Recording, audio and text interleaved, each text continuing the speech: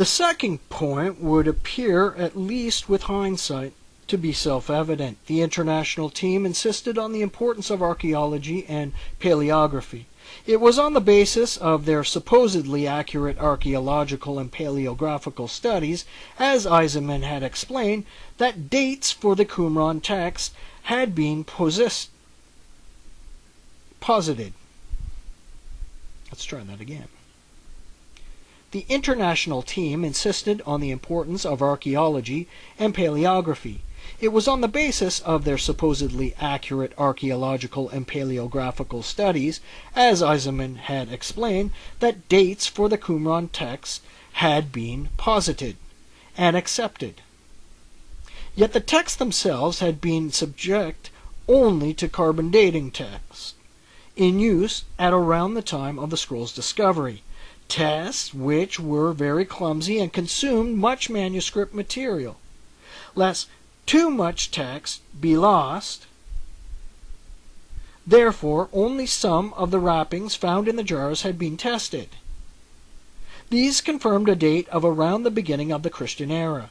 None of the text had been tested by the more recent techniques of carbon-14 dating, even though carbon-14 dating had now been refined by the newer AMS, accelerator mass spectroscopy technique. Little material would now be lost in the process and greater accuracy could be achieved. Eisenman therefore suggested that Drury exercise his authority and perform new up-to-date tests.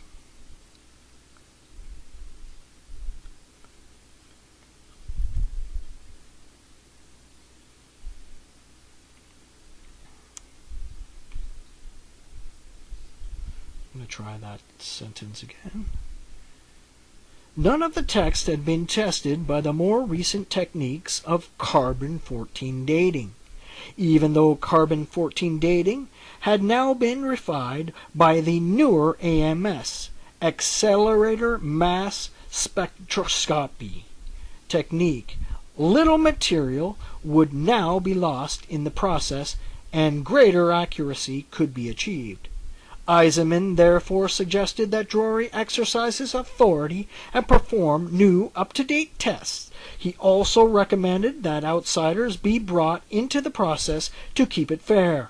He concluded his letter with a passionate appeal.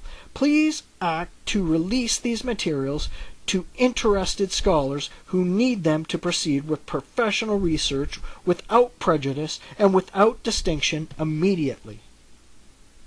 No doubt prompted by Drury, Strugnell in Jerusalem at the time at last replied on the 15th of May, despite the fact that Eisenman's letter to him had been posted to his address at both Harvard and Jerusalem. He blamed the delay on its having been sent to the wrong country. According to BAR, Strugnell's imperious reply to Eisenman's request for access displays extraordinary intellectual hauteur and academic condescension. In it, he declares himself puzzled as to why Eisenman and Davies showed their letter to half the who's who of Israel. He accuses them of not having followed acceptable norms and refers to them as lotus eaters, which in Strugnell's Mandarin presumably denotes Californians, though why this term should apply to Philip Davies at Sheffield is an open question. Strugnell contrives not just to deny Eisenman and Davies' request for access, but also to dodge each of the salient points they had raised.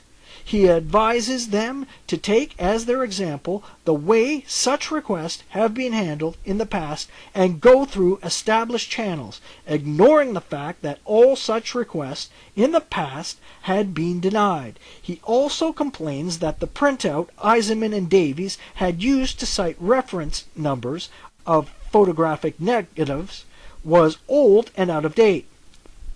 He neglects to mention that this printout not to mention any new one, had been unavailable to non-members of the international team until Eisenman put it into circulation.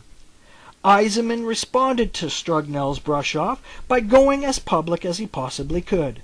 By the middle of 1989, the issue had become a cause célèbre in American and Israeli newspapers, and to a lesser degree was picked up by the British press as well.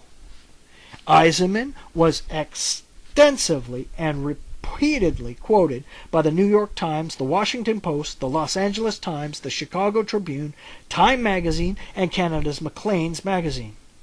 He stressed 5 major points. Number 1, that all research on the Dead Sea Scrolls was being unfairly monopolized by a small enclave of scholars with vested interests and biased orientation.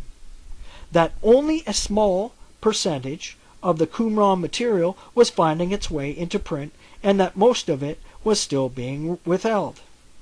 Number 3, that it was misleading to claim that the bulk of the so-called biblical text had been released because the most important material consisted of the so-called sectarian texts, new texts never seen before, with a great bearing on the history and religious life of the first century. Number 4, that after 40 years access to the scrolls should be made available to all interested scholars. Number 5, that AMS carbon-14 tests monitored by independent laboratories and researchers should immediately be conducted on the Qumran documents. As was perhaps inevitable, once the media had begun to sensationalize it, the affair quickly degenerated, with Eisenman being misquoted on 2 separate occasions and a barrage of invective coming from both sides.